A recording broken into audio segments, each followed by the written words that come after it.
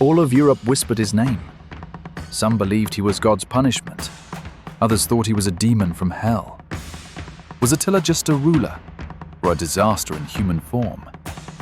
Cities emptied, kings knelt, and empires trembled at his name.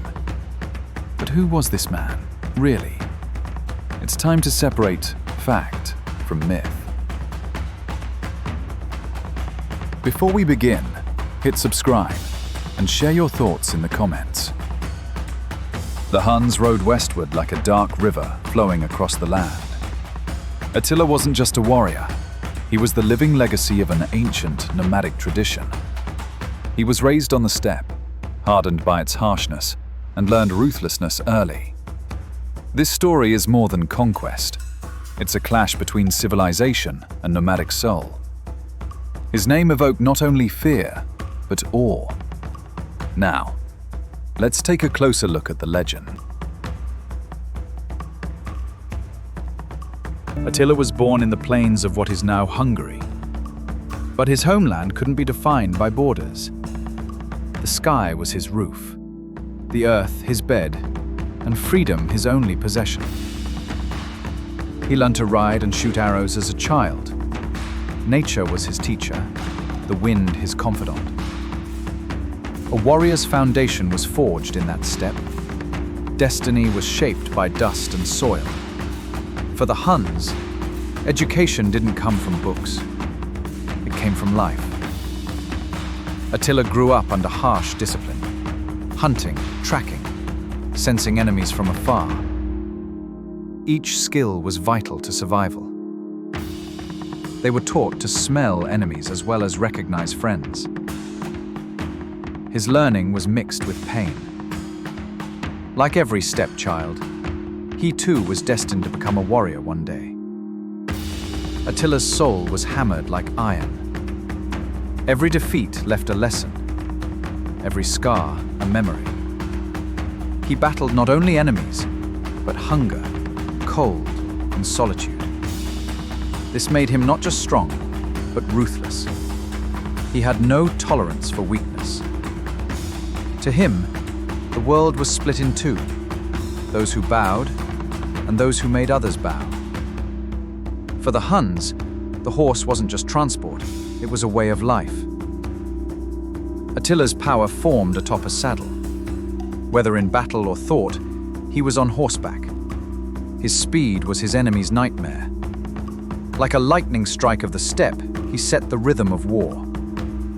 To him, land only had meaning when marked by hooves. In Hun society, laws weren't written, but everyone knew the rules: honor, loyalty, courage. Attila was born into these invisible laws.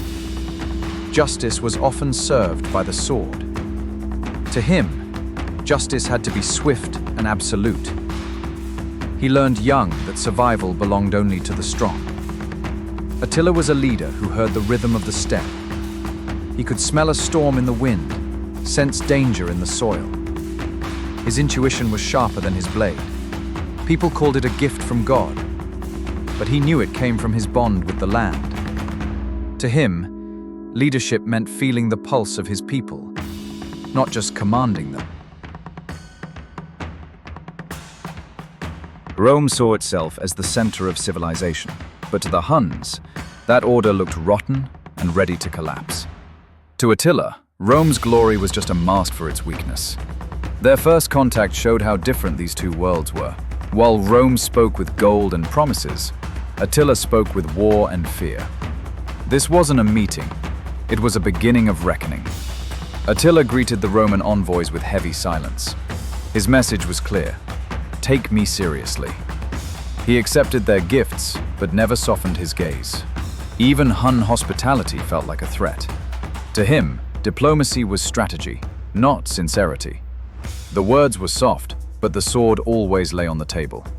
The Roman envoys had expected a brute, but they were stunned by Attila's intelligence and focus. His words were few, but sharp. Each sentence hit like an arrow.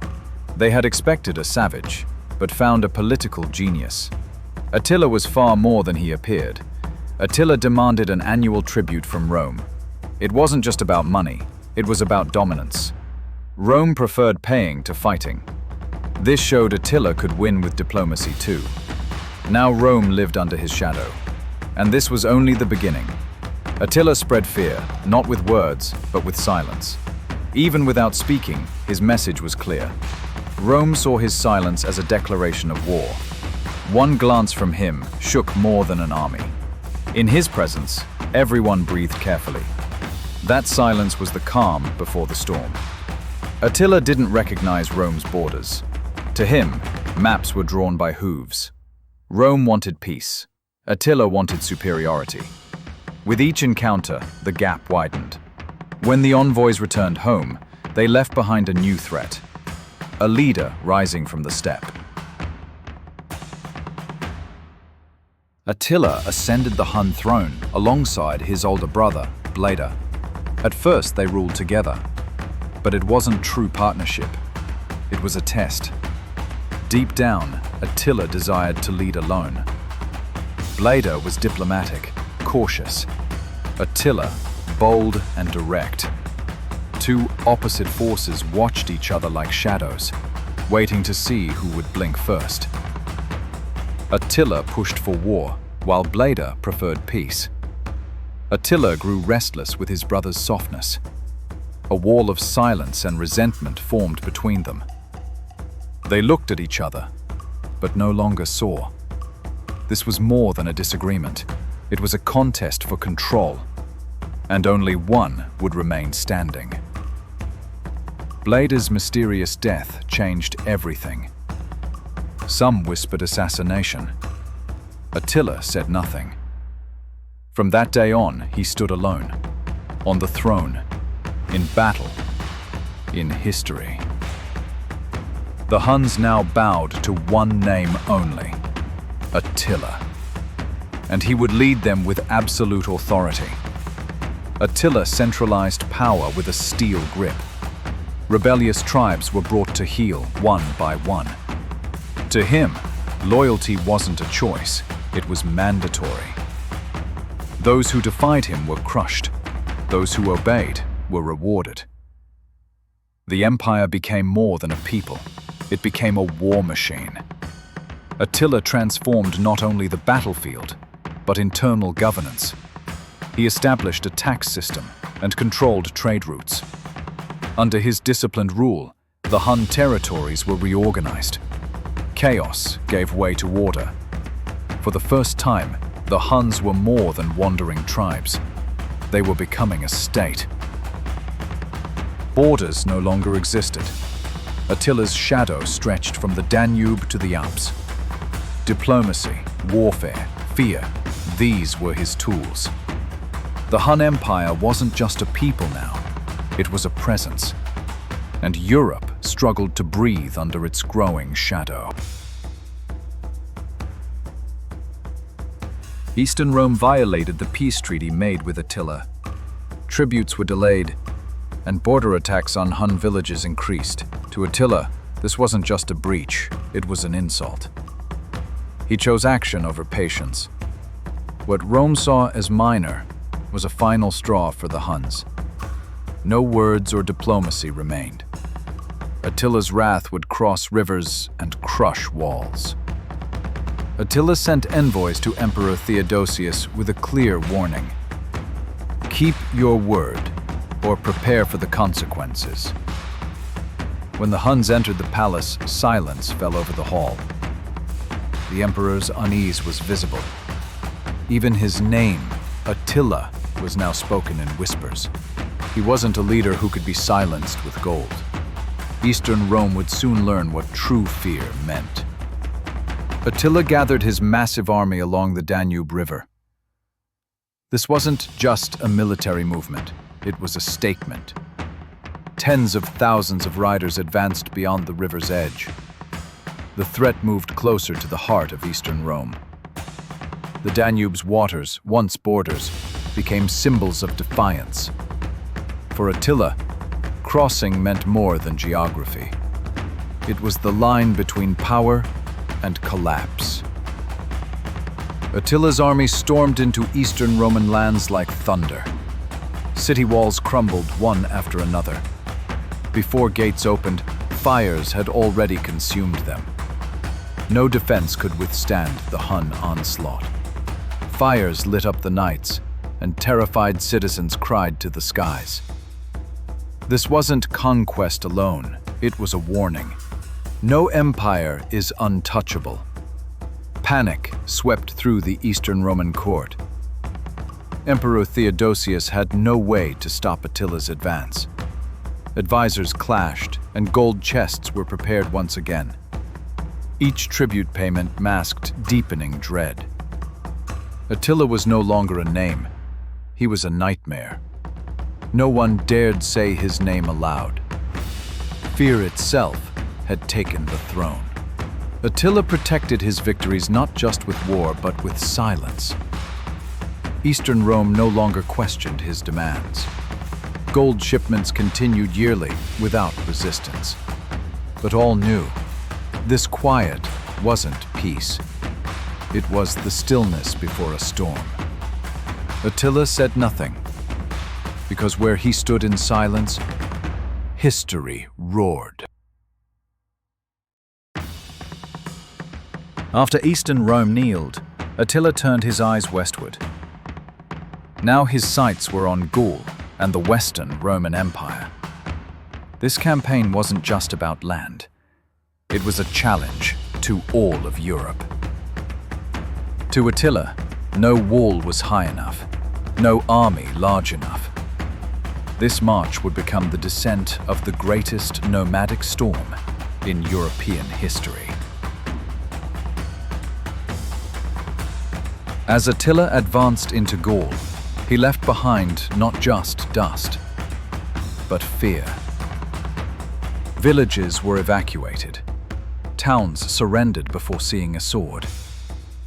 Rome looked like a stranger in its own lands. Attila's army wasn't just Huns. It was a coalition of tribes. This was more than a march. It was a procession of destruction, moving toward Europe's heart. One of Attila's first major targets was the city of Metz. The city tried to resist, but quickly fell. Hun warriors tore down its walls and exposed the terror behind them. This victory was more than military. It was symbolic. Metz became the first warning. A city no longer, but a scar on the face of a crumbling empire. When Attila marched toward Paris, there were no defenses left, only prayers. Church bells rang day and night, and people hid underground. Though Attila never entered the city, his presence did. Paris had already surrendered, without a single arrow. Some defeats aren't measured in battles, but in fear that breaks the soul before the sword ever strikes. Western Rome and the Visigoths united at last. On the Catalonian plains, one of history's bloodiest battles erupted. Attila's forces were stopped, but not destroyed. It was no true defeat, just a strategic withdrawal. Even in this battle, Europe still whispered his name. Because when he didn't conquer with the blade, he still conquered through fear. After Catalonian defeat, Attila pulled back. But it wasn't weakness, it was strategy. While Europeans celebrated, their leaders stayed on edge. No one knew when or where Attila would strike again. He ruled not just with war, but with uncertainty. Even when he retreated, his shadow stayed behind. Attila approached Rome, leaving behind the dust of war. In front of the city walls there was only silence. No army, no resistance, just waiting. Many invaders had marched on this city before, but none brought fear as Attila did. Now, between him and Rome stood nothing but prayers and the unknown. Rome responded not with swords, but with faith. Pope Leo I walked out to meet Attila, accompanied only by a few priests. History would call this the courage of belief. Attila watched him carefully. It was a meeting of two powers, the sword and the word, face to face on the edge of empire. The meeting between Attila and Pope Leo became legend. Yet what was spoken remains a mystery. No records, no witnesses, only speculation. What was offered, what was threatened, no one knows. But one fact remains. Attila didn't enter Rome. That decision wasn't a show of weakness, but a demonstration of control. Attila could have taken Rome, but he didn't. Some claimed it was divine intervention. Others saw it as strategy. Some believed in Leo's persuasion. Others blamed disease or bad omens. But the truth was simple. Attila ruled without conquering. Sometimes power lies in restraint. That moment didn't just make Attila a conqueror, it made him a legend. The commander who didn't take Rome was spoken of more than those who did. Some said he bowed to God's messenger. Others saw true leadership in that choice. A man who won without drawing his blade. Attila departed in silence. Rome was spared. No blood was shed, but a mark was left on history. From that day on, Europe feared not just Attila's strength, but his decisions. Because he was a leader who knew not only how to strike, but when to stop. And that was true power. The women in Attila's life were not just personal, they were political figures. Each marriage was an alliance. Each wife symbolized the loyalty of a tribe. For Attila, women were not about emotion, but strategy. This didn't make him heartless, but controlling. He believed love made a man weak. So he built his power not with affection, but through fear. Princess Honoria of the Western Roman imperial family secretly sent a ring to Attila. It wasn't love. It was a cry for rescue. But Attila saw it as a political offer. If you marry me, you give me Rome. The scandal shook European courts. Was it passion, or was it a ploy? History still hasn't decided. Was there truly love between Attila and Honoria, or just a legend born in fear? For years, European courts whispered about the two. Some spoke of secret letters, others of stolen glances. No truth was confirmed, but the myth remained. Because nothing unsettles power like the thought that even the most feared leader might have once been loved. Attila's final marriage was to a Germanic bride. The wedding was grand, but by morning, he was dead. Some blamed internal bleeding, others whispered of assassination. But everyone asked the same question. Why did Attila die not in battle, but beside a woman? Attila's story is filled with women. Silent wives, secret letters, a deadly wedding. Even as he ruled with iron and terror, he stood in the shadow of their presence. Honoria's ring, his final bride, the mystery surrounding his death. They shaped his legend as much as his conquests. And behind the roaring warlord, there was always a quiet silhouette of a woman. Attila celebrated his final marriage with a grand feast. That night, cups were raised, dances performed, and victories remembered. But no one knew it would be his last. When dawn came, his tent was silent. Attila didn't wake up. The roaring voice of the steppe had vanished into stillness. Attila's cause of death remains unclear. Some claimed internal bleeding, others whispered of assassination. There were even rumors that the bride was a spy. The people stayed quiet, but the whispers didn't. For a man like him was never meant to die in such an ordinary way.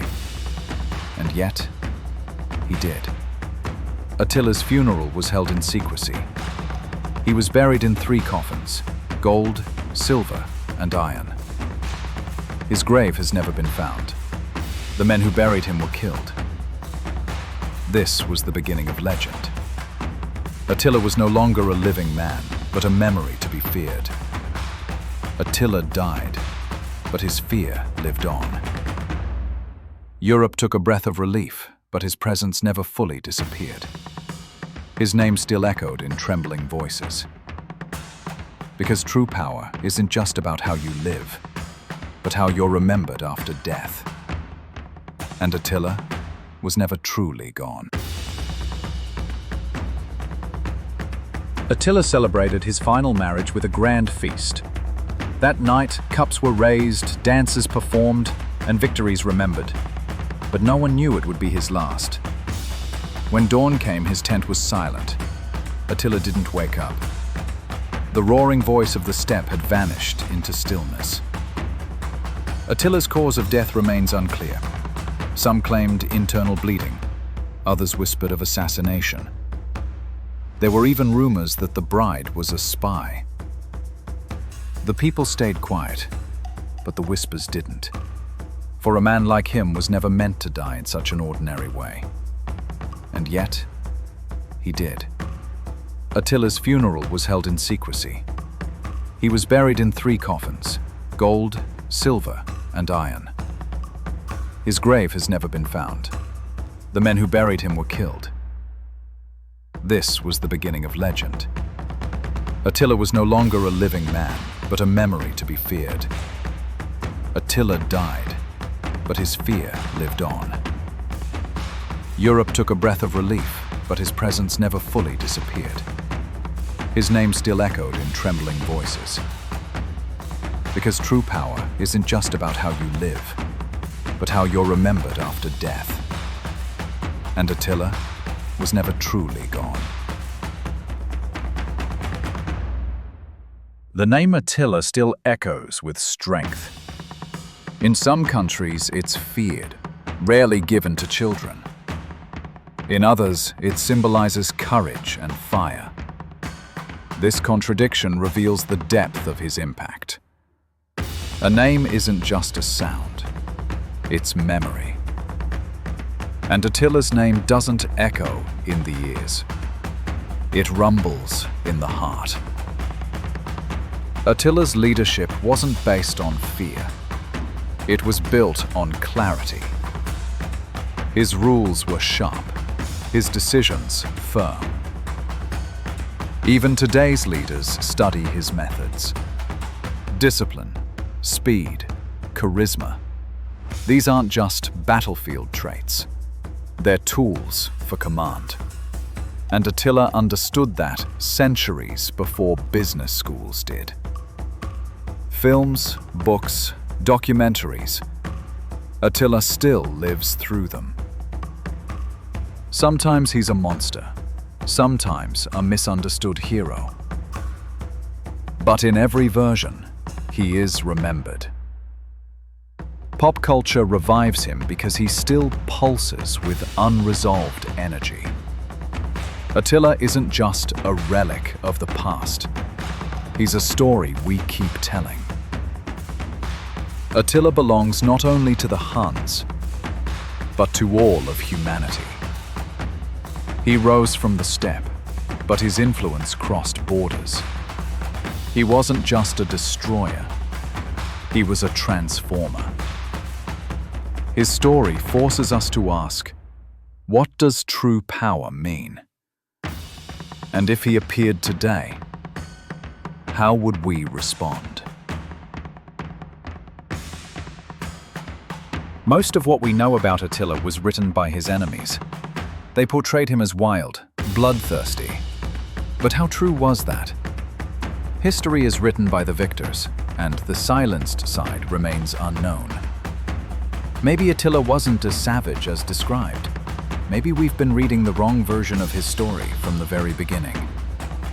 Fear travels faster than fact. People surrendered upon hearing Attila's name. Was that strategy? Or had he truly become a monster? His power wasn't only in his sword, but in the space he occupied in people's minds. And that figure, growing in the shadows, soon outgrew reality. Attila never wrote his own history. His voice came from the pens of others. But silence, too, tells a story. And that silence kept us from ever truly knowing him. What remains is not Attila himself, but the shadow between the lines. Centuries have passed, yet Attila is still being told. A legend grows, changes, but never truly dies. His story became that kind of myth. What was fact? What was fiction? Maybe not knowing the answer is what made him a legend in the first place. Attila changed an era. To some, he was the scourge of God. To others, a national hero. It's easy to judge him, but harder to understand him. We look at his legacy and try to decide. And you, after hearing his story, who do you believe he was? A barbarian? Or simply the voice of his time?